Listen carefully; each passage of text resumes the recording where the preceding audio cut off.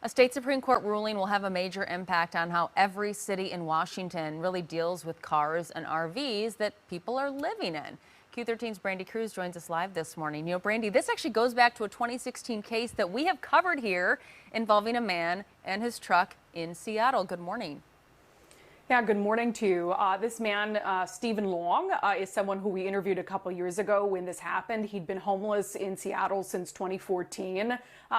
He did handiwork, construction work, and he comes back from work one day and realizes that the truck that he had been living in had been towed. And then he found out that if he didn't pay a fine that was almost $1,000, that the tow company would be able to auction his truck off. And he said, wait, first of all, I can't afford that fine. And also, my truck is considered my home. And so there was a lawsuit, made it all the way to the state Supreme Court. And now we are getting a verdict from the state Supreme Court that really, as you said, Liz, is going to have some profound impacts on the thousands of people in our region that either live in an RV or in a vehicle.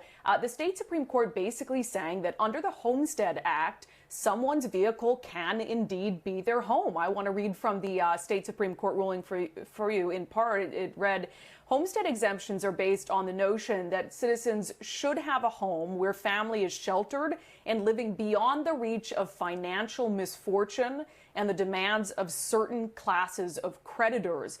Seattle City Attorney Pete Holmes responded to this statement, saying reiterating, what we said there about the impact of this, saying this decision will have wide-reaching implications for how mayors and city councils from every Washington city respond to people living in their vehicles on public property.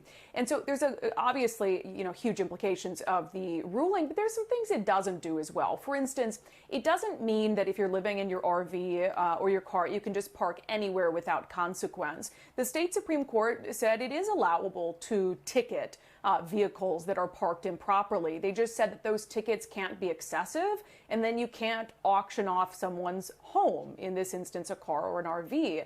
Now, one of the problems that cities will run into then, Liz, is, let's say you ticket a vehicle 100 times. There really isn't any additional enforcement you can take. If somebody decides, well, I'm not going to pay those tickets, if you can't, a tow company is not going to come tow it and just let it sit there unless they can eventually auction it off. And if they can't do that, there's really no purpose in towing it. So it definitely limits what cities can do.